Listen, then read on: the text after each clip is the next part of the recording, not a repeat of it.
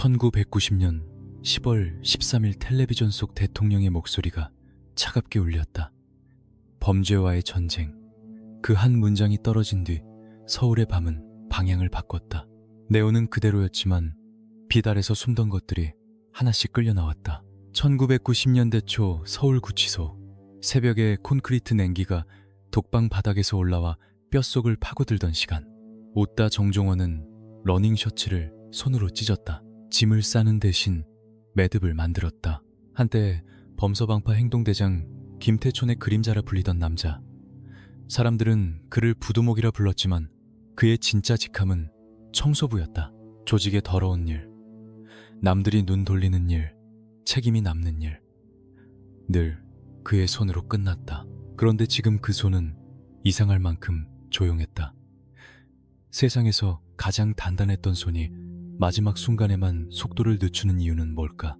시간을 거슬러 올라가면 1970년대 전라도 광주가 나온다. 흙먼지와 굶주림, 그리고 힘없는 자의 서러움이 골목을 지배하던 곳. 정종원은 거구도 아니었고 말재주도 없었다. 대신 눈이 남았다. 감정이 지워진 듯한 눈. 싸움은 과시가 아니라 정리였다. 크게 소리치지 않고 짧게 끝내는 습관. 그 습관이 훗날 서울에서 공포라는 이름으로 바뀐다. 1970년대 후반 광주의 허름한 선술집. 담배 연기 속에서 김태촌이 정종원을 봤다. 그는 길게 설명하지 않았다. 서울로 가자. 그 말은 권유가 아니라 소속이었다. 정종원은 조건을 묻지 않았다. 묻는 순간 다시 의뢰자리로 떨어질 것 같았기 때문이다. 그는 고개를 끄덕였고 그날 밤부터 삶은 한 방향으로만 굴러가기 시작했다. 서울행 완행열차. 창밖으로 흐르는 공장 굴뚝과 새벽빛 플랫폼의 기름 냄새. 정종원은 스스로를 칼로 정했다. 칼은 생각하지 않는다. 주인의 손이 가리키는 곳을 베고 남은 얼룩은 자신이 닦는다. 그때 그는 몰랐다. 칼이 날카로워질수록 칼자루를 쥔 손도 피를 흘린다는 걸. 1980년대 명동과 강남의 불빛이 폭발적으로 번지던 시기. 개발의 시대, 이권의 시대, 그리고 조직들이 사업가 흉내를 내기 시작한 시대. 범서방파의 중심에는 김태촌이 있었고 그 화려함을 유지하기 위해 가장 어두운 곳에서 움직이는 사람이 정종원이었다. 룸살롱과 호텔 복도, 지하 주차장 같은 빛 없는 공간. 말 대신 침묵 대신 결과. 그래서 사람들은 김태촌 앞에선 고개를 숙였지만 정종원 앞에선 숨부터 삼켰다. 1987년 늦가을 비가 도시를 집어삼키던 밤. 뉴서울 호텔이라는 이름이 사람들 입에 오르내리기 시작한다. 그날 이후 신문 일면이 흔들리고 여론이 들끓고 수사망이 좁혀진다. 정종원은 그 밤을 승리로 기억했을까? 아니면 이미 그때부터 자신이 돌아갈 수 없는 강을 건넜다는 걸 알고 있었을까? 그리고 다시 1990년 범죄와의 전쟁. 사냥꾼들이 총을 장전한 시간. 정종원은 도망쳤고 조직은 멀어졌고 한강변 갈대숲에서 구하러 온 얼굴들이 사실은 정리하러 온 손이었다는 걸 알아버린다. 그는 결국 검찰청 계단을 스스로 올라간다. 내가 다 했다. 희생양이 되는 선택. 충성이라 믿은 그 선택이 독방의 새벽으로 이어진다. 이제 독방, 매듭, 숨을 고르는 남자. 정종원은 마지막 순간에 무엇을 떠올렸을까? 광주의 붉은 먼지였을까? 서울역 플랫폼의 기름 냄새였을까? 아니면 단 한 번도 제대로 묻지 못했던 질문 하나였을까? 나는 누구의 칼이었나? 1978년 겨울 서울역 플랫폼은 사람들 숨으로 김이 피어올랐다. 기차에서 내린 정종원의 구두 밑창이 젖은 바닥을 밟는 순간 도시의 냄새가 확 들어왔다. 석탄 냄새, 기름 냄새, 그리고 돈 냄새. 광주에서는 배고픔이 사람을 밀어붙였다면 서울에서는 욕망이 사람을 끌어당겼다. 손을 뻗기만 하면 잡힐 것 같은데 그 손을 뻗는 순간 손목이 잘릴 것 같은 도시. 김태초는 정종원을 역 밖으로 데리고 나가며 단 한마디를 덧붙였다. 눈 똑바로 떠. 서울은 착한 놈부터 먹는다. 1979년 정종원의 첫 일은 화려하지 않았다. 양복도 세단도 없었다. 그가 밟은 곳은 명동의 뒷문 강남 개발지의 먼지. 나는 공사판 새벽에만 열리는 유흥가의 골목이었다. 면담이라는 이름의 일이었다. 말을 안 듣는 가게, 상납을 미루는 사장, 약속을 어기는 사람. 다른 놈들은 우르르 몰려가 소리를 질렀다. 정종원은 혼자 갔다. 문을 닫고 잠갔다. 밖에서는 비명도 고함도 잘 안 들렸다. 대신 둔탁한 소리만 몇 번. 퍽, 퍽, 퍽. 문이 열리고 정종원이 나올 때 셔츠 깃은 그대로였고 머리카락도 흐트러지지 않았다. 방 안의 사장은 이미 바닥과 합의를 끝낸 상태였다. 그날 이후 옷다라는 말이 돌기 시작했다. 이유는 간단했다. 그는 과시하지 않았다. 과시는 남는 흔적이다. 흔적은 수사 자료가 된다. 정종원은 흔적을 싫어했다. 1980년 서울의 판이 흔들리기 시작했다. 신상사파 같은 스타란 이름들이 저물고 상경한 호남 출신 주먹들이 새로 판을 짰다. 양은이파, 오비파, 서방파, 삼각으로 갈라진 밤. 누가 주인이 될지 아무도 몰랐다. 다만 확실한 건 이 판에서 보스는 얼굴이고 해결사는 손이라는 사실이었다. 김태촌이 얼굴이라면 정종원은 손이었다. 손이 더러워질수록 얼굴은 더 깨끗해졌다. 정종원은 그걸 알면서도 멈추지 않았다. 칼은 주인이 바뀌길 바라지 않는다. 주인의 손에서 오래 버티는 게 칼의 존재 이유니까. 1981년 봄, 명동의 한 좁은 골목에서 작은 충돌이 있었다. 상대 조직 행동대원들이 서방파 구역을 떠보러 들어왔다. 5명이었고 쇠파이프가 번쩍였다. 정종원은 혼자였다. 그는 담배를 피워 물고 짧게 말했다. 형님 기다리신다. 빨리 끝내자. 몇 분 뒤 골목 끝에서 나오는 건 정종원 하나였다. 빗물도 없는데 바닥은 젖어 있었다. 이유를 묻는 사람은 없었다. 이유를 묻는 순간 자신도 그 젖음에 발을 담글 것 같았기 때문이다. 1982년 김태초는 정종원을 부두목이라 불리게 만들었다. 직함은 올라갔지만 하는 일은 더 깊어졌다. 경쟁 조직과의 이권 마찰, 업소 지분 문제 건설 현장, 하청줄 세우기. 점점 말로 해결할 수 없는 일만 남았다. 정종원은 그럴수록 말이 더 없어졌다. 회식 자리에서도 구석에 앉아 술잔만 비웠다. 동생들이 무용담을 떠들 때도 그는 천장만 바라봤다. 그 침묵이 더 무서웠다. 소리치는 놈은 감정이 있다. 감정은 흔들린다. 침묵하는 놈은 흔들리지 않는다. 흔들리지 않는 손은 결국 사람을 부러뜨린다. 1983년 강남 개발이 속도를 내면서 유흥가도 함께 커졌다. 룸살롱 호텔, 나이트클럽. 돈이 몰리는 곳에는 반드시 칼이 필요했다. 정종원은 검은 세단을 타기 시작했고 양복을 맞춰 입었다. 하지만 양복은 갑옷이 아니었다. 갑옷은 벗으면 끝이지만 정종원에게 칼은 피부였다. 그는 거울을 오래 봤다. 피 묻은 손을 씻어내며 거울 속 얼굴을 확인했다. 괴물인가 아니면 길 잃은 아이인가 답은 없었다. 답이 없는 길은 보통 끝이 정해져 있다.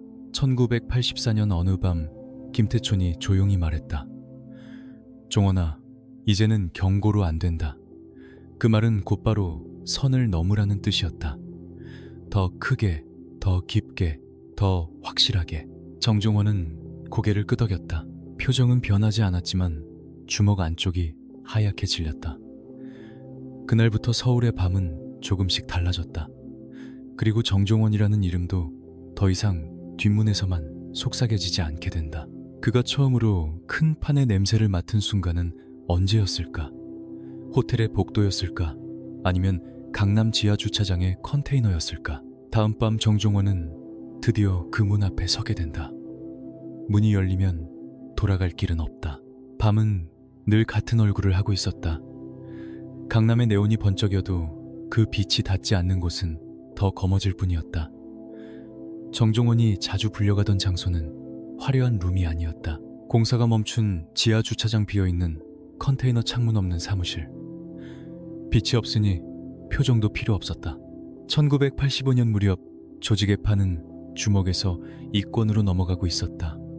술집 하나가 아니라 구역 전체 구역이 아니라 라인, 돈이 흐르는 길목을 누가 쥐느냐가 전쟁의 이유가 됐다. 김태초는 더 많은 것을 원했고 더 많은 것을 원할수록 더 조용한 손이 필요했다. 그 손이 정종원이었다. 어느 밤 강남의 한 업소 지분을 두고 말이 길어지던 사장이 있었다. 뒷배가 있다고 다른 쪽과도 얘기가 됐다고 그는 큰 소리를 냈다. 큰 소리를 내는 사람들은 대개 자기 목소리에 기대어 산다. 정종원은 그 기대를 딱 잘랐다. 정중한 말투로 불렀다. 장소는 컨테이너였다. 사장이 마지막까지 버티는 순간 정종원은 넥타이를 천천히 풀었다. 화를 내지 않았다. 다만 눈빛이 한번 깊어졌다. 그 깊이가 사람을 무너뜨렸다. 그 밤 이후 사장은 휠체어를 탔다는 소문이 돌았고 소문이 돌수록 정종원의 이름은 더 낮은 목소리로만 불렸다. 그는 연장을 들고 다니는 사람으로 알려졌지만 사실 정종원이 가장 많이 쓴 무기는 침묵이었다.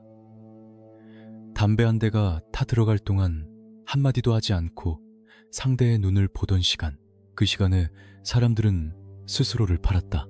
기억도 약점도 자존심도. 정종원은 거래를 강요하지 않았다. 그냥 기다렸다. 기다림이 끝나면 상대가 먼저 무너졌다. 그런데 이상하지. 남을 무너뜨리는 일이 익숙해질수록 자기 안이 먼저 금이 간다. 정종원은 잠을 잘 못 잤다. 눈을 감으면 정리의 밤이 반복됐다.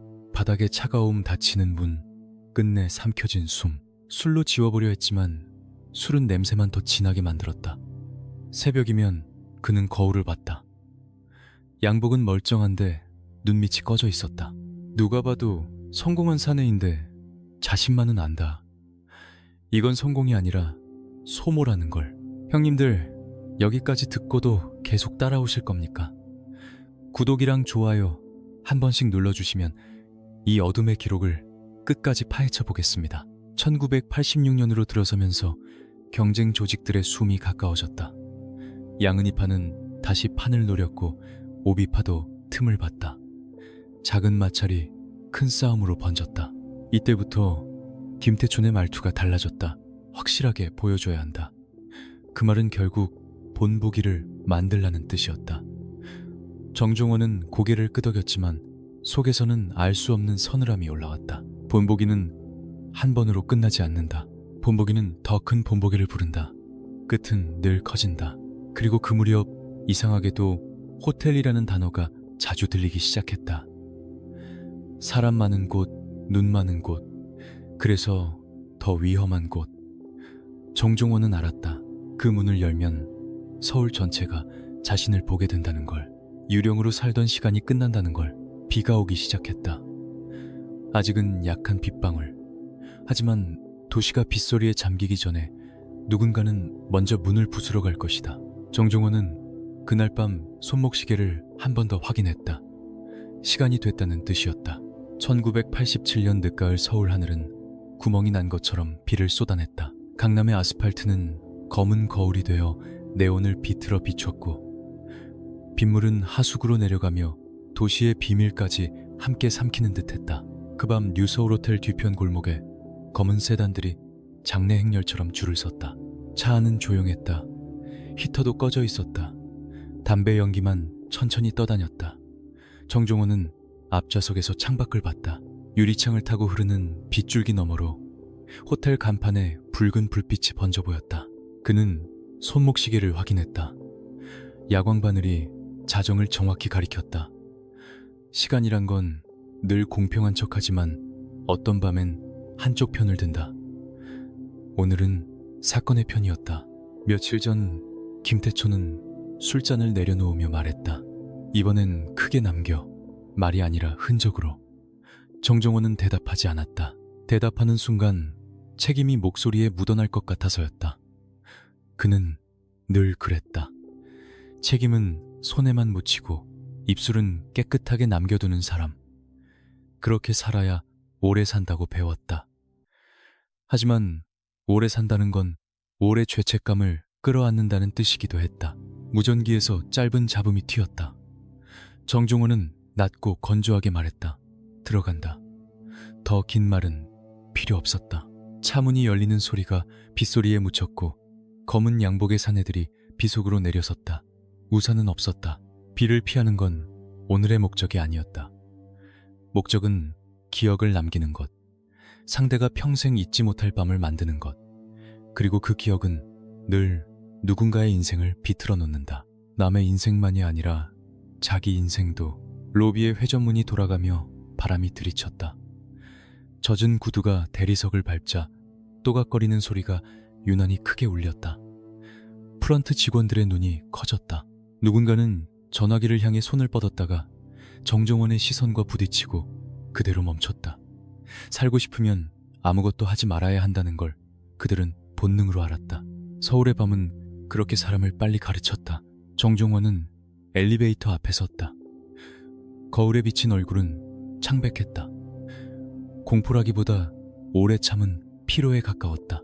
여기서 내려도 될까라는 생각이 스치자 그는 스스로를 비웃었다. 칼이 칼집 밖으로 나온 뒤엔 다시 들어가도 이미 칼집이 찢어진다. 딩문이 열렸다. 그가 먼저 타고 뒤에 몇 명이 따라 탔다. 나머지는 계단으로 흩어졌다. 발소리가 위로 비를 뚫고 올라갔다. 4층 복도, 카펫은 젖지 않았다. 오히려 그게 더 섬뜩했다. 문 너머에서 웃음소리와 노래방 반주가 새어나왔다. 술잔이 부딪히는 소리, 방금까지 세상이 안전하다고 믿는 사람들의 소리.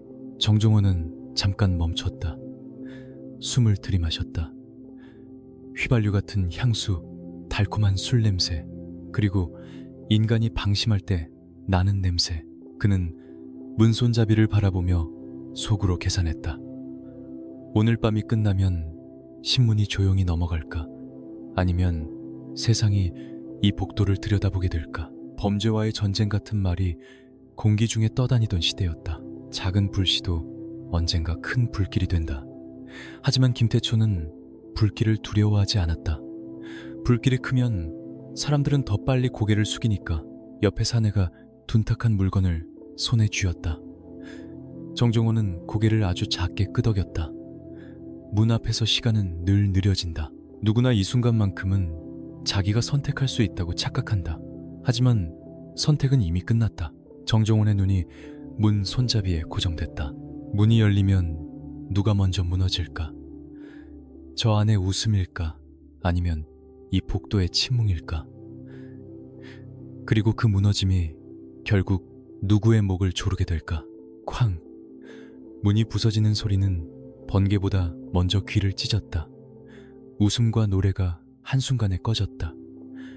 방 안의 공기가 얼어붙는 데는 한 박자도 필요 없었다. 사람들은 무슨 일이 벌어졌는지 이해하기도 전에 몸이 먼저 반응했다. 의자가 밀리고 유리잔이 넘어지고 누군가 숨을 들이켜다 사례가 걸렸다. 안전하다고 믿던 공간이 갑자기 출구 없는 우리로 변했다. 정종원은 뛰지 않았다.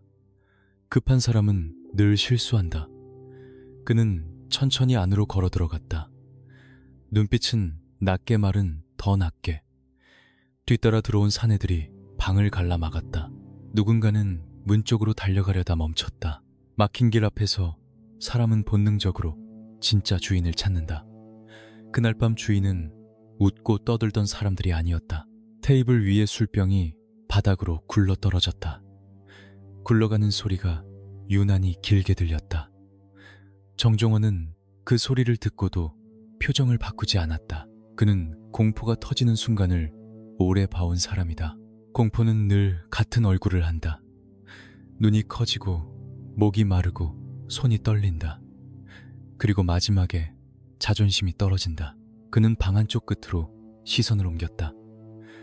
사람들 사이에 숨어있던 핵심이 있었다. 말수가 줄고 웃음이 멈춘 자리, 어깨가 먼저 굳어버린 자리. 정종원은 그쪽으로 걸어갔다. 누군가 막아섰지만 막는다는 행동 자체가 이미 패배였다. 정종원은 단호하게 그러나 조용히 길을 뚫었다. 소리 없는 질서가 생겼다. 그 질서가 더 무서웠다. 짧은 대화가 오갔다. 길게 끌지 않았다. 이 밤은 협상의 밤이 아니었다. 사람들에게 필요한 건 이해가 아니라 기억이었다. 다시는 같은 선택을 하지 못하게 만드는 기억. 정종원은 그 기억을 설명하지 않았다. 그는 남겼다. 그리고 남기는 순간마다 그의 안쪽 어딘가가 조금씩 달아갔다. 형님들, 여기서 눈 돌리면 이 판의 진짜 냄새를 놓칩니다. 구독 한 번, 좋아요 한 번이면 다음 이야기가 더 깊게 들어갑니다. 10분이 채 안 됐을 때였다. 방은 난장판이 됐고 사람들은 숨을 고르는 법을 잊었다. 정종원은 손에 묻은 무엇인가를 천천히 닦아냈다. 과장된 승리감도 취한 웃음도 없었다. 그저 일을 끝낸 사람의 표정. 끝났다는 말은 오히려 더 차갑게 들렸다. 철수한다. 복도를 빠져나갈 때 멀리서 사이렌 소리가 들려오기 시작했다. 가까워지고 있었다. 하지만 정종원의 걸음은 빨라지지 않았다. 그는 이미 알고 있었다. 오늘 밤은 도망치는 밤이 아니라 시작되는 밤이라는 걸. 시작은 늘 달콤하게 포장되지만 대가는 반드시 청구된다. 차에 올라탄 그는 창문을 조금 내렸다. 빗방울이 얼굴을 때렸다. 뜨거운 피부가 잠깐 식었다. 호텔 간판을 바라보며 그는 알 수 없는 씁쓸함을 삼켰다. 조직은 한 번 더 커질 것이다. 보스의 얼굴은 더 번쩍일 것이다. 하지만 그 번쩍임 아래서 누군가 먼저 타들어간다. 대개는 칼이다. 다음 날 아침 가판대의 신문 일면이 도시의 속눈썹처럼 번뜩였다. 굵은 제목, 흐릿한 사진, 그리고 세 글자. 정종원. 유령이 얼굴을 얻는 순간이었다. 이제부터는 다르다. 밤이 아니라 나라 전체가 그를 쫓는다. 그리고 그때부터 정종원은 깨닫기 시작한다. 진짜 공포는 상대 조직이 아니라 연락이 끊긴 전화선에서 온다는 걸. 그 전화는 왜 끝내 울리지 않았을까? 다음 날 아침 서울은 아무 일도 없었다는 듯 밝았다. 출근길 사람들은 만원버스에 몸을 밀어넣었고 학생들은 교복깃을 세웠다. 하지만 가판대 앞에서 발걸음이 멈췄다. 신문 일면, 굵은 글씨, 흐릿한 흑백 사진, 그리고 이름 세 글자 정종원. 유령이 얼굴을 얻는 순간이었다. 그 순간부터 판이 뒤집혔다. 어젯밤까지는 조직끼리의 싸움이었다. 오늘부터는 국가가 상대였다. 뉴스 앵커는 단정한 목소리로 말했다. 서울 도심, 조폭, 난동, 주범 수배. 화면 아래로 제보 바람이라는 문구가 흘렀다. 누군가의 거실, 누군가의 식당, 누군가의 택시 라디오 속에서 정종원의 이름이 돌아다녔다. 이름이 돌아다닌다는 건 숨을 곳이 줄어든다는 뜻이다. 1987년의 불씨는 오래 타들었다. 그리고 1990년 10월 13일 마침내 불길이 됐다. 범죄와의 전쟁. 그 말이 텔레비전에서 울린 날 서울의 공기는 달라졌다. 경찰과 검찰이 함께 움직였고 합동수사라는 말이 거리의 소문보다 더 빠르게 퍼졌다. 어제까지 고개 숙이던 업소 사장들이 오늘은 눈을 피했다. 아니, 눈을 피하는 척하면서도 속으로 계산했다.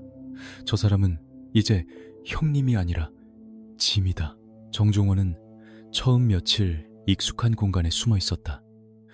강남의 오피스텔. 커튼을 내리고 불을 끄면 창밖의 네온이 방 안까지 스며들어 벽을 핏빛으로 물들였다. 사이렌 소리만 들려도 심장이 한 번씩 내려앉았다. 복도를 지나는 발소리가 들리면 손끝이 먼저 차가워졌다.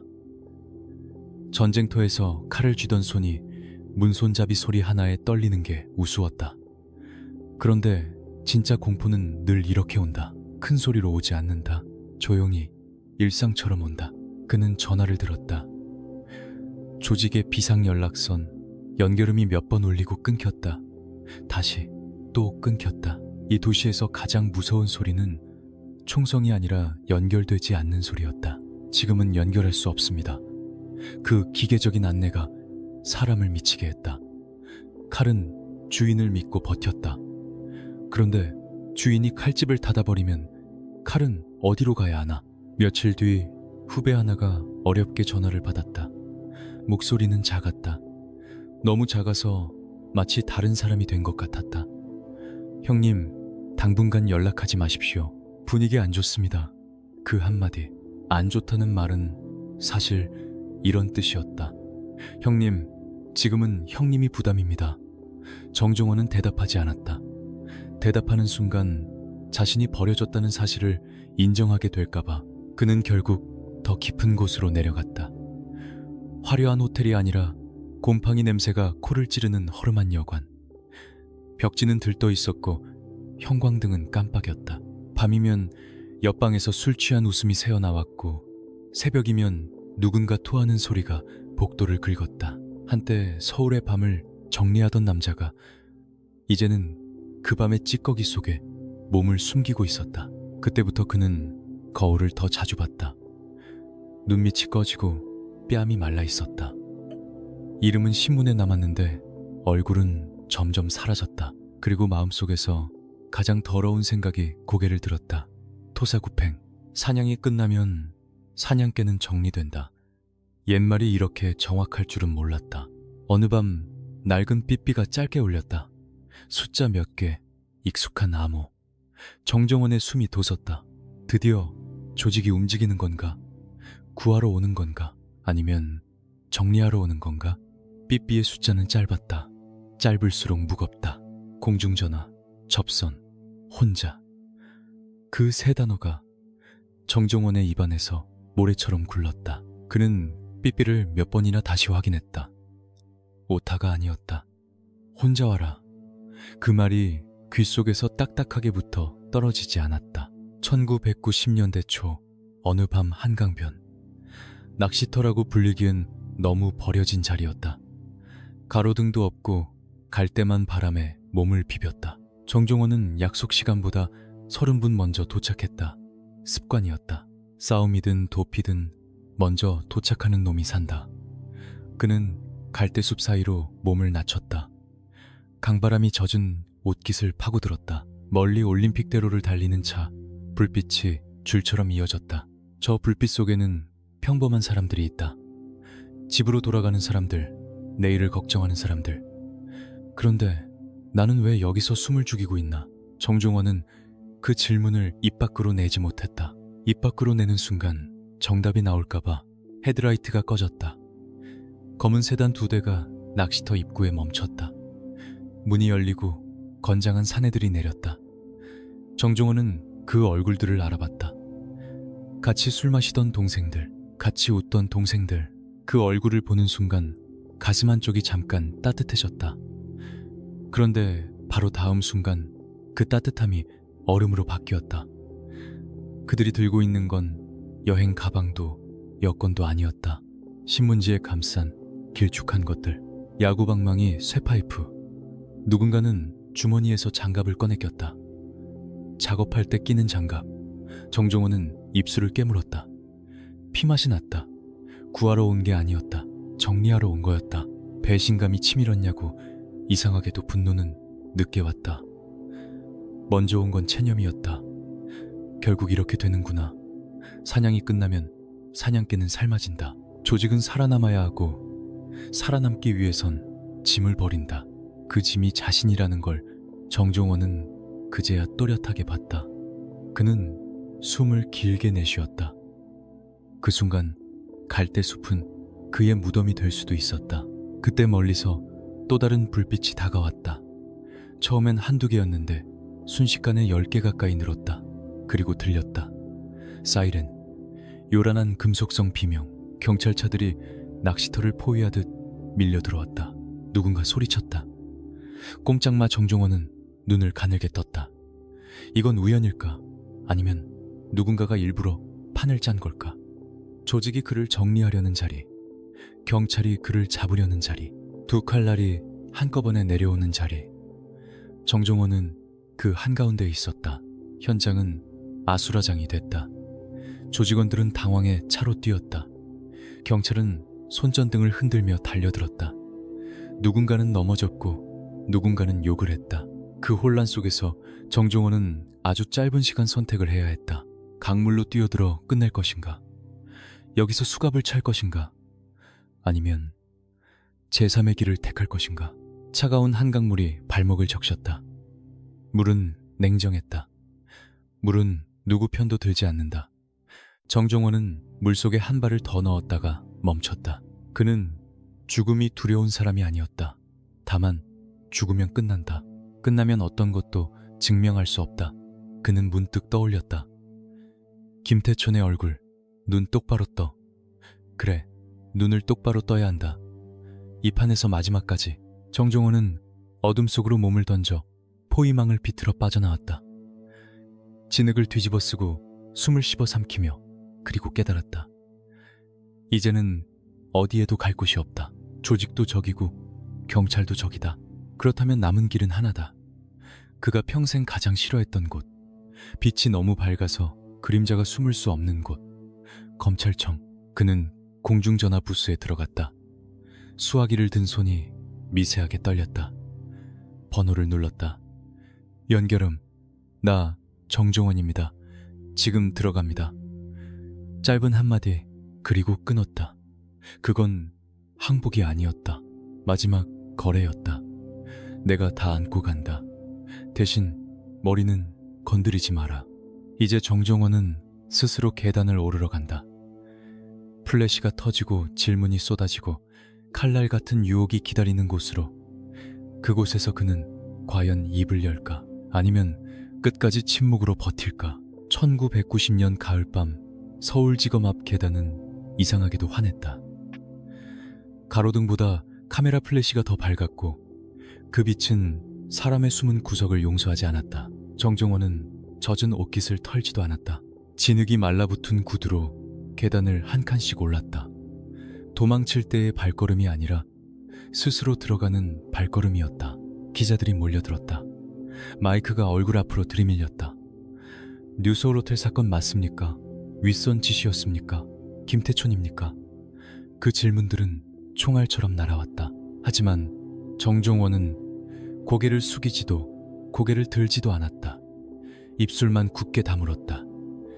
침묵은 늘 그의 무기였다. 다만 오늘 밤의 침묵은 싸움이 아니라 장례식에 가까웠다. 자신의 이름을 묻는 질문들 사이에서 그는 이미 자신을 보내고 있었다. 복도 끝 조사실. 형광등 아래에서 공기는 더 차가워졌다. 책상 위엔 서류 뭉치가 쿵 하고 떨어졌다. 검사 눈빛은 날카로웠다. 회유와 협박이 섞인 눈빛. 정종원에게는 익숙한 종류의 시선이었다. 룸살롱 사장도 경쟁 조직원도 다 같은 눈을 했다. 다만 여기서는 주먹이 아니라 법이 주먹이었다. 정종원 씨 혼자 했다고요? 검사가 물었다. 정종원은 담배 한 대를 요구했다. 불이 붙고 연기가 올라오자 그는 마치 시간을 다시 세우는 사람처럼 천천히 숨을 뱉었다. 내가 했습니다. 짧았다. 뻔뻔해서가 아니라 길게 말하면 무너질 것 같아서였다. 검사는 웃었다. 소설 쓰지 마요. 누가 뒤에 있잖아. 말만 하면 살 길 열어줄게. 그 말은 달콤했다. 배신을 합법으로 포장해주는 말. 조직이 자신을 정리하려 했던 밤을 떠올리면 그 유혹은 더 달콤했을지도 모른다. 하지만 정종원은 비웃듯 아주 작게 웃었다. 마른 나무가 갈라지는 웃음. 검사 양반, 내 머리 위에 누가 있는 줄 아십니까? 그는 그 한마디로 선을 그었다. 선을 긋는 순간 되돌아갈 길이 사라진다. 진술서는 길어졌다. 죄목은 쌓였다. 폭력, 조직, 교사, 단어들이 종이 위에서 검은 그림자를 만들었다. 정종원은 지장을 찍었다. 붉은 인주가 종이를 누를 때마다 손끝이 한 번씩 얼었다. 그는 스스로를 희생양으로 세웠다. 머리를 살리기 위해 꼬리가 되기로 한 선택. 이상한 건 그 선택이 자존심처럼 느껴졌다는 점이다. 버림받았는데도 끝까지 버티는 게 자기 방식이라 믿고 싶었던 걸까? 형님들, 이 대목에서 묻고 싶습니다. 의리라는 말 진짜로 누굴 살립니까? 댓글로 한마디만 남겨주십시오. 새벽이 가까워졌다. 유치장으로 향하는 복도는 터널처럼 길었다. 철창 너머로 스치는 사람들의 얼굴은 모두 같았다. 피로 계산, 그리고 무관심. 정종원은 그 무관심이 더 무서웠다. 주먹은 한 번 맞으면 끝나지만 무관심은 천천히 사람을 말려 죽이니까. 철문이 닫혔다. 딱 금속이 맞물리는 소리. 그 소리는 뉴서울 호텔의 쾅 소리와 달랐다. 이건 폭발이 아니라 봉인이다. 그는 벽에 등을 기대고 눈을 감았다. 밖에서는 아직도 플래시가 터지고 있을까? 아니면 벌써 다른 이름을 쫓고 있을까? 그때 어딘가에서 낮은 웃음이 들렸다. 같은 공간, 다른 방. 누군가가 그의 이름을 굴렸다. 서방파 칼이 들어왔대. 정종원은 눈을 떴다. 여기서도 서열은 시작된다. 그리고 이 철창 안에서의 첫밤이 그가 상상한 것보다 더 잔인하게 길어질 거라는 예감이 목덜미를 스쳤다. 3402번. 그 숫자가 복도에 울릴 때마다 정종원은 이름이 벗겨지는 소리를 들었다. 누구도 오따라고 부르지 않았다. 누구도 형님이라고도 하지 않았다. 여기서는 숫자가 먼저고 사람은 나중이다. 숫자가 사람을 만든다. 아니, 사람을 지운다. 첫날 밤 같은 방에 있던 잡범들이 눈치를 봤다. 식판을 들고도 젓가락을 못 들었다. 누군가가 기침을 하려다 멈췄고 누군가는 숨을 삼켰다. 소문은 교도관보다 빨랐다. 뉴서울 호텔 서방파 행동대장. 그 단어들이 방 안 공기를 돌면서 정종원은 다시 대상이 됐다. 바깥에선 국가의 표적, 안에선 죄수들의 표적. 표적은 늘 외롭다. 며칠 뒤 운동장. 겨울 공기가 쇠처럼 차가웠다. 철망 너머로 하늘이 네모나게 잘려 보였다. 그 네모난 하늘 아래에도 서열이 있었다. 누가 먼저 걷고 누가 뒤따르는지, 누가 말을 하고 누가 듣는지. 정종원은 말하지 않았다. 말이 많으면 약점이 된다. 약점은 칼이 된다. 여기서는 주먹보다 혀가 더 위험하다. 그러다 어느 날 옆방에서 들어온 조직 출신 죄수가 배 식구 틈으로 속삭였다. 형님 바깥 소식 들으셨어요? 정종원은 대답 대신 눈만 한 번 올렸다. 그 눈 하나로 말이 끝났다. 회장님, 김태천도 들어왔답니다. 조직은 박살났고요. 젓가락이 바닥에 떨어졌다. 딱 금속이 콘크리트를 찍는 소리. 그 소리는 총성보다 더 크게 들렸다. 정종원은 그 순간 자기 가슴 한가운데에 박혀있던 기둥이 부러지는 느낌을 받았다. 자신이 왜 여기 들어왔는지 그 이유가 통째로 무너졌다. 꼬리가 되어 머리를 살리려 했는데 머리도 같이 잘려나갔다. 그럼 나는 뭘 위해 이 방의 밤들을 견딘 건가? 그날부터 정종원은 더 조용해졌다. 조용해진다는 건 단단해진다는 뜻이 아니라 속이 비어간다는 뜻이었다. 접견은 끊겼다. 영치금도 줄었다. 바깥에서 의리를 외치던 동생들은 하나둘 사라졌다. 감옥은 냉정하다. 돈이 떨어지면 이름도 떨어진다. 힘이 약해지면 공포도 약해진다. 공포가 약해지면 바로 먹잇감이 된다. 밤이 되면 더 잔인했다. 잠을 청하려 눈을 감으면 뉴서울 호텔의 문이 다시 열렸다. 쾅! 웃음이 꺼지고 비명이 올라오고 깨진 술병이 반짝였다. 그리고 이번엔 쓰러지는 사람들이 정종원을 바라봤다. 말없이, 원망도 없이 그 무표정이 더 무서웠다. 정종원은 식은땀에 젖어 눈을 떴다. 벽에는 아무것도 없는데 벽이 다가오는 것 같았다. 어느 겨울 특별면회. 유리창 너머로 어머니가 앉아 있었다. 광주에서 올라온 늙은 손이 떨렸다. 어머니는 수화기를 들고 물었다. 종원아, 밥은 먹냐? 그 한마디에 정종원의 목이 막혔다. 밖에서 그는 수많은 사람을 울렸는데 지금은 자기 어머니 앞에서 한마디도 못한다. 화려한 서울이 준 건 롤렉스도 양복도 아니었다. 결국 이 얼굴, 이 눈물이었다. 면회가 끝나고 돌아오는 길, 정종원은 결심했다. 더 버티면 더 망가진다. 망가진다는 건 단순히 약해진다는 게 아니다. 언젠가 입이 열릴지도 모른다는 뜻이다. 그는 끝까지 침묵으로 살겠다고 스스로에게 약속했다. 그 침묵을 지키는 가장 완벽한 방법은 역설적으로 하나뿐이었다. 독방의 밤, 형광등이 깜빡였다. 그는 낡은 러닝 셔츠를 꺼냈다. 천을 찢는 소리가 조용한 방을 갈랐다. 매듭을 만들면서 그는 이상하리만치 평온했다. 다 안고 간다. 그 문장이 머릿속에서 한 번 굴러가고 다시는 나오지 않았다. 그런데 정말 그게 끝이었을까? 정종원이 마지막으로 붙잡아야 했던 건 조직의 비밀이었을까? 아니면 자기 자신이었을까?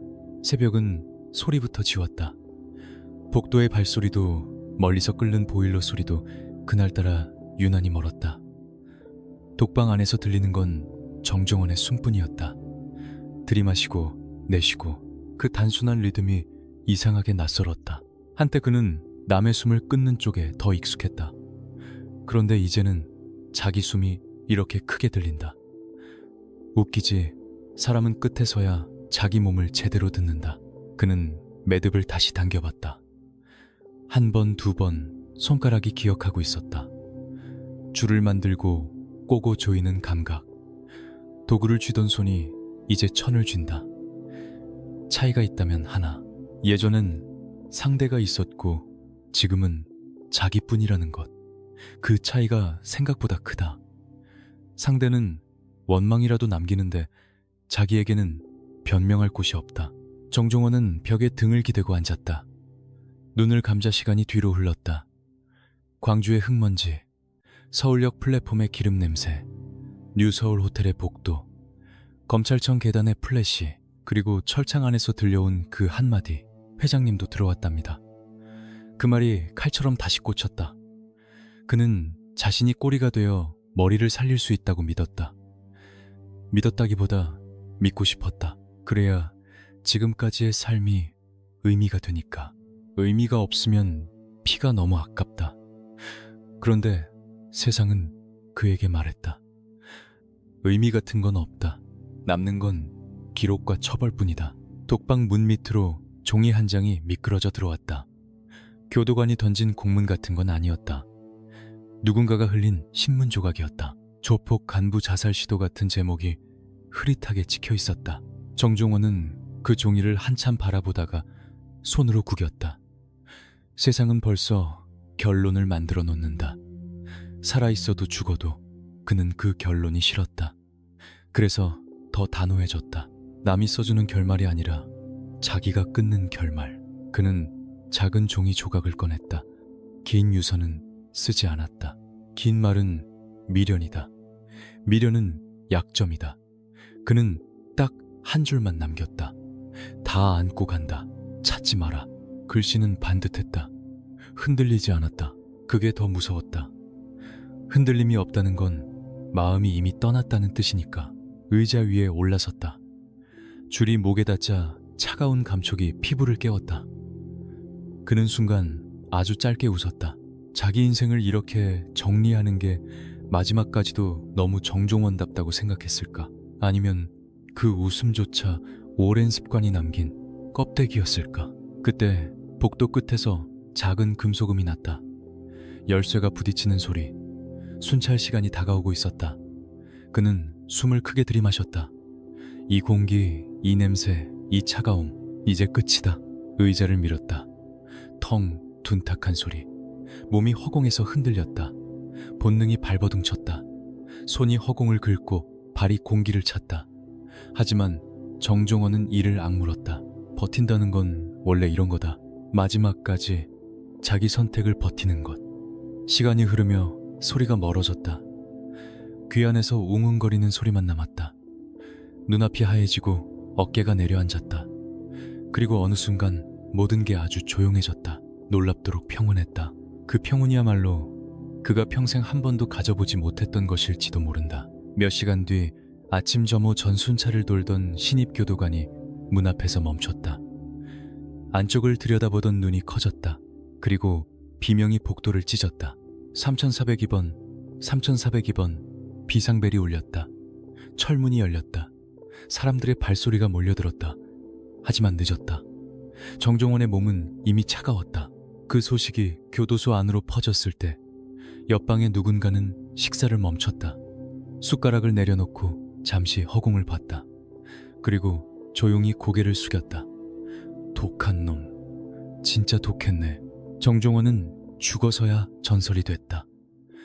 살아있을 때는 도구였고 수배자였고 죄수였다. 그런데 죽고 나니 을이라는 단어가 그를 덮었다. 사람들은 망각을 위해 전설을 만든다. 전설은 현실의 냄새를 지우니까. 하지만 질문은 남는다. 그가 끝까지 지키려던 침묵은 누구를 살렸고 누구를 더 깊게 죽였을까? 그리고 그 침묵의 값은 정말 그 한 사람의 목숨으로 치를 수 있었을까? 장례식 날 하늘은 이상할 만큼 맑았다. 드라마처럼 비가 내리지도 않았고 천둥이 치지도 않았다. 세상은 늘 그렇다. 누군가의 인생이 끝나도 날씨는 자기 할 일을 한다. 한강 바람은 건조했고 겨울 햇살은 차갑게 반짝였다. 정종원의 마지막은 초라했다. 검은 양복의 군단도 없었고 조직의 깃발도 없었다.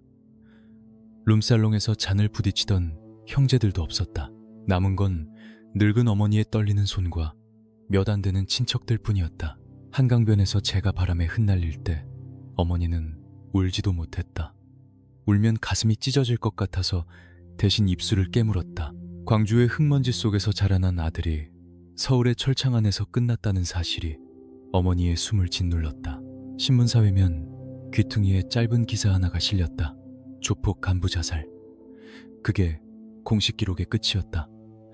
이름 석자가 몇 줄로 눌려버리는 순간 정종원이 평생 쥐고 살았던 공포도 칼도 침묵도 종이 위에서는 아무 의미가 없었다. 세상은 그렇게 사람을 가볍게 만든다. 그리고 뒤늦게 더 잔인한 소식이 따라왔다. 정종원이 목숨을 걸고 지키려 했던 김태촌도 결국 법의 심판을 피하지 못했다.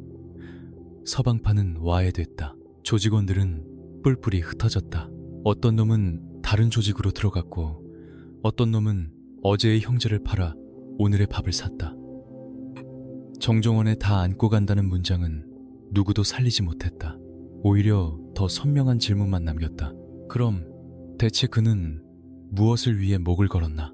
그런데 역설은 여기서 시작된다. 그의 죽음이 끝이 아니라 시작이 됐다. 사람들은 전설이 필요했다. 현실이 너무 더러우니까 더러운 현실을 견딜 멋진 이야기가 필요했다. 포장마차 안룸살롱의 뒷방 교도소의 운동장. 어디서든 비슷한 얘기가 돌기 시작했다. 예전에 정종원이라는 형님이 있었는데 말이야. 혼자 다 짊어지고 갔다더라. 그게 진짜 사나이지. 그 이야기는 누군가에게 위로가 됐고 누군가에게는 핑계가 됐다. 더 위험한 건 신참들이 그 핑계를 꿈으로 착각한다는 점이다. 정종원이 밤마다 시달렸던 악몽, 버림받은 공중전화의 연결음, 어머니 앞에서 말 못하던 침묵. 그런 건 전설에서 빠진다. 전설은 늘 빛나는 부분만 남기고 상처는 지운다. 형님들, 여기서 한 번만 생각해 봅시다. 우리가 전설이라고 부르는 것들 사실은 누군가의 장례식이 아닙니까? 댓글로 형님들 생각도 남겨주시면 좋겠습니다. 세월은 흘렀다. 서울은 더 화려해졌다. 주먹 대신 스마트폰이 빛나고 칼 대신 데이터가 돈이 되는 시대가 왔다. 불법 도박 사이트, 보이스피싱 추가 조작, 이름만 바뀌었지 본질은 같았다. 누군가는 누군가를 밟고 올라서고 누군가는 충성을 바치다 버려진다. 조직은 늘 사람을 도구로 만든다. 도구가 다르면 새 걸로 바꾸면 그만이다. 그래서 정종원의 이야기는 단순히 한 조폭의 비극이 아니라 한 시대의 거울이다. 충성이라는 말이 어떻게 사람을 태우는지, 을이라는 단어가 어떻게 죽음까지 미화하는지, 그리고 그 미화가 또 다른 누군가를 위험한 길로 끌어들이는지. 그렇다면 마지막 질문은 하나다. 정종원이 남긴 침묵은 정말 의리였을까? 아니면 그저 끝까지 자기 선택을 정당화하려는 인간의 마지막 발버둥이었을까? 수형 기록카드 한 장이 남는다. 얇은 종이 잉크로 찍힌 이름, 죄목, 신상, 그리고 빈칸처럼 느껴지는 사진 한 장. 그 종이는 말이 없다. 말이 없으니 사람들은 마음대로 해석한다. 영웅이라 부르기도 하고 악마라 부르기도 한다. 하지만 그 종이가 숨기는 건 하나다. 그 사이에 끼어 죽어간 생활의 얼굴들이다. 정종원의 죽음 이후 서울은 빠르게 잊었다. 거리의 불빛은 더 화려해졌고 뉴스는 더 자극적인 제목을 찾아갔다. 사람들은 새로운 공포를 원했고 어제의 공포는 금세 낡아졌다. 그 낡아짐 속에서 전설만 남는다. 전설은 편하다. 전설은 책임을 지지 않는다. 전설은 누군가의 실패를 누군가의 낭만으로 바꿔버린다. 하지만 현실은 더 지저분했다. 그가 남긴 침묵은 조직을 완벽하게 지키지 못했고 국가의 칼날도 멈추지 않았다. 수사는 계속됐고 서방파의 이름은 법정 서류 속에서 조각조각 잘려나갔다. 누군가는 의리를 말했고 누군가는 거래를 말했고 또 누군가는 살기 위해라는 말을 꺼냈다. 그 말들이 서로 부딪히는 동안 정종원이라는 이름은 더 이상 한 사람의 이름이 아니라 하나의 기능이 됐다. 꼬리, 방패, 희생양, 책임을 대신 뒤집어 쓴 사람. 그런데 이상하지. 책임을 대신 짊어진 자의 마지막은 그 책임을 만든 구조를 더 또렷하게 드러낸다. 정종원이 사라진 뒤에도 그와 비슷한 역할을 맡을 사람들이 남아있었다. 말 적고 눈 차갑고 지시를 기다리는 손들. 조직은 사람을 바꿔 끼우며 살아남는 생물이다. 개인의 비극은 조직에겐 공백일 뿐이다. 공백은 채워진다. 더 젊고 더 무모한 누군가로. 그리고 그 공백을 가장 먼저 느끼는 사람들은 늘 아래쪽이었다. 상납을 강요받던 가게 주인들, 구역 싸움에 끼어 다치던 보통 사람들, 아들의 이름을 경찰서에서 처음 듣게 되는 어머니들, 정종원의 이야기에서 빠져있는 얼굴들, 전설이 지운 얼굴들. 그 얼굴들이야말로 이 시대의 진짜 기록이었다. 정종원은 끝까지 입을 닫았다. 그 침묵은 누군가에겐 마지막 충성이었고 누군가에겐 끝까지 붙잡은 자기 합리화였다. 하지만 한 가지는 분명하다. 침묵으로 죽는다고 해서 죄가 사라지지는 않는다. 다만 죄의 방향이 바뀐다. 누구에게로 흘러갈지 모르는 검은 물이 다음 사람의 발목을 적신다. 이제 남은 건 하나다. 그가 지키려 했던 주인의 시간이다. 화려한 얼굴로 서 있던 보스는 법정의 형광등 아래에서 어떤 표정을 지을까? 그리고 그 자리에서 정종원의 이름은 다시 불려질 것이다. 그 이름이 방패가 될까 칼이 될까? 법정의 형광등은 호텔 샹들리에보다 잔인했다. 빛이 고급스럽지 않아서가 아니다. 여기선 누구도 멋으로 숨을 못 쉰다. 숨소리까지 기록이 되고 눈빛까지 증거가 된다. 김태촌이 피고인석에 앉았을 때 방청석의 공기는 한 번 더 가라앉았다. 바깥에서 보스는 왕이었지만 안에서는 번호가 붙은 한 남자였다. 왕관 대신 서류철이 머리 위에 쌓였다. 검사는 말을 아끼지 않았다. 단어를 한 개씩 던졌다. 범죄단체, 지시, 자금, 폭력. 그 단어들은 차가운 쇠조각처럼 법정 바닥에 떨어졌다. 그리고 그 쇠조각들이 한 방향으로 굴러갔다. 정종원. 늘 그 이름이 뒤에서 바쳤다. 행동대장, 주범, 현장 지휘. 정종원이 죽었어도 그의 그림자는 살았다. 죽은 자는 말을 못한다. 그래서 더 쉬운 방패가 된다. 김태초는 굳게 입을 다물었다. 어떤 표정도 오래 유지하지 않았다.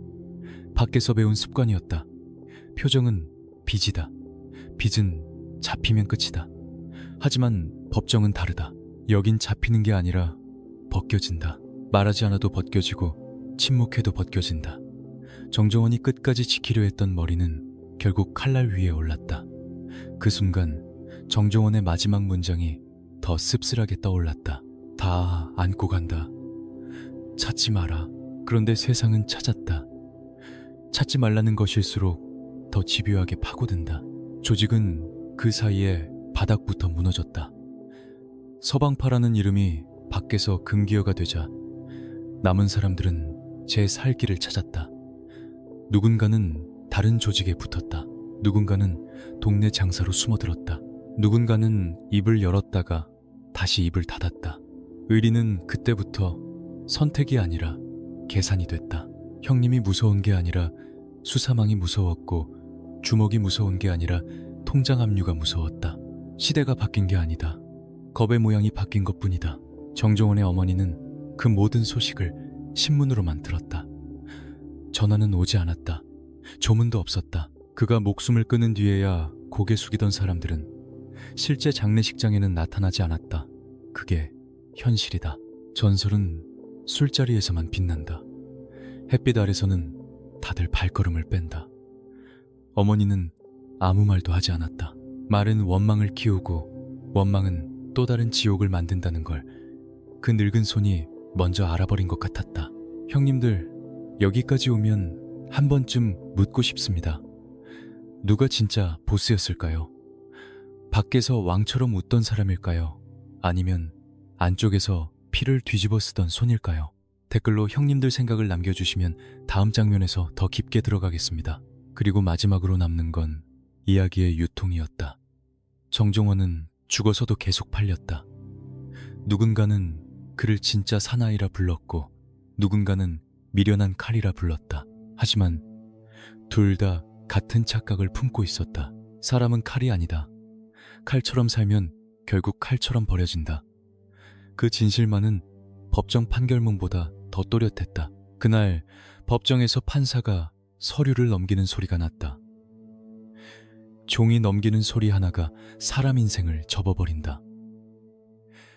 김태초는 잠깐 고개를 들었다.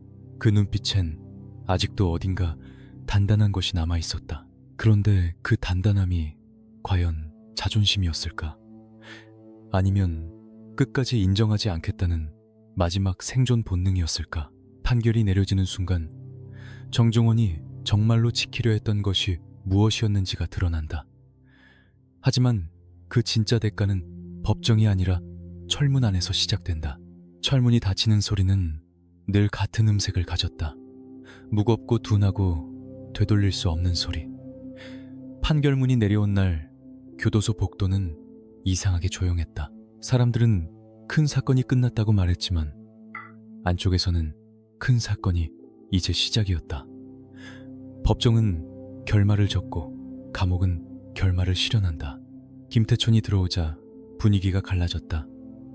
어떤 죄수는 고개를 숙였고 어떤 죄수는 고개를 들었다.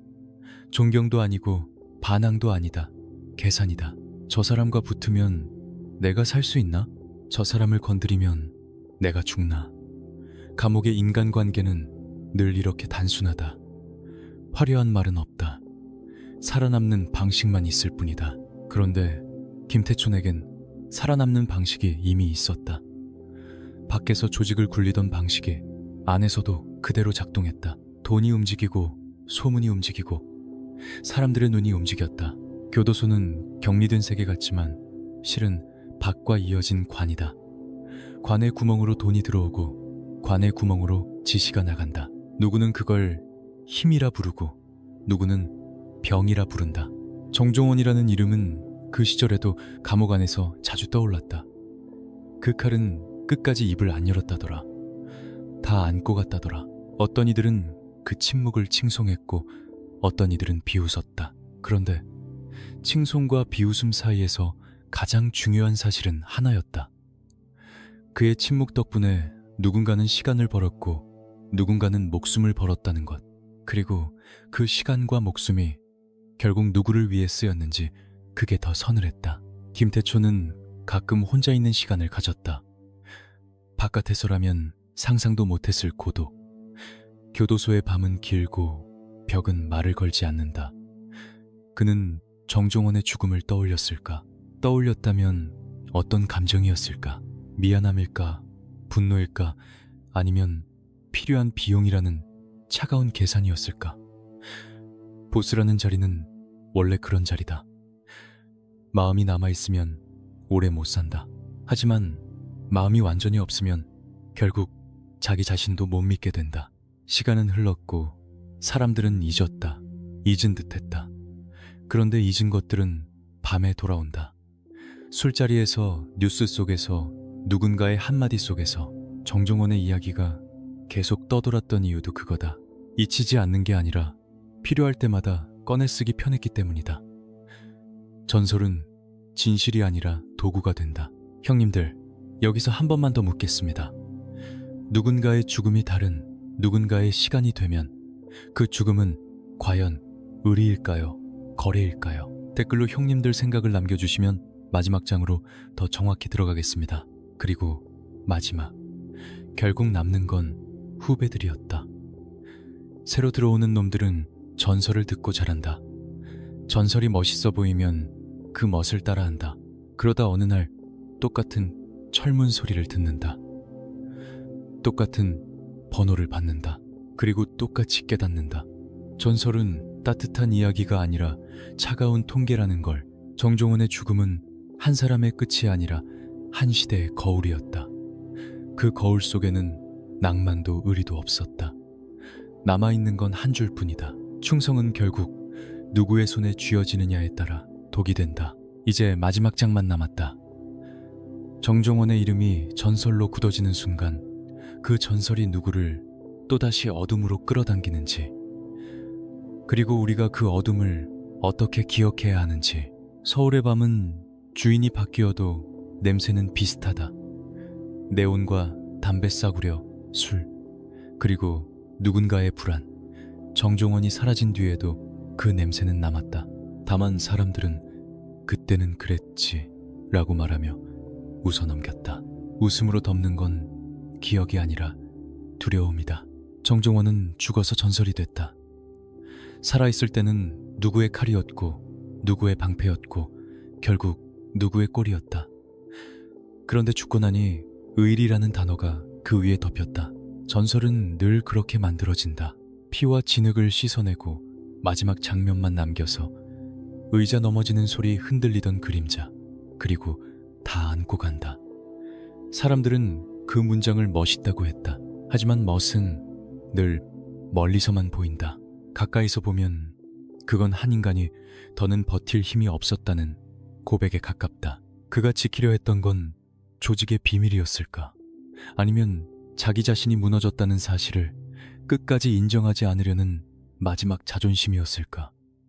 어쩌면 둘 다였을 것이다. 사람은 한 가지만으로 무너지지 않는다. 배신 하나, 고립 하나, 악몽 하나, 어머니의 눈물 하나, 그 조각들이 쌓여서 어느 순간 스스로를 끊어낸다. 그런데 여기서 더 잔인한 진실이 있다. 그의 죽음은 구조를 바꾸지 못했다는 것. 서방파가 무너졌어도 다른 이름이 올라왔고 다른 방식이 판을 먹었다. 주먹은 줄었지만 돈은 더 커졌다. 칼은 줄었지만 숫자는 더 날카로워졌다. 누군가는 여전히 형님이라는 말에 목을 걸고 누군가는 그 목을 밟고 올라선다. 시대가 변해도 버려지는 사람은 늘 존재한다. 한강변 바람이 불던 그 장례식의 빈자리. 그 빈자리는 말한다. 전설은 사람을 살리지 않는다. 전설은 다음 사람을 유혹한다. 신참들은 그 이야기를 듣고 꿈을 꾼다. 혼자 다 짊어진 사나이. 끝까지 입을 다문 의리. 하지만 정종원이 실제로 남긴 건 꿈이 아니라 경고였다. 침묵으로도 충성으로도 결국 자기 인생을 지킬 수 없었다는 경고. 형님들, 마지막으로 묻겠습니다.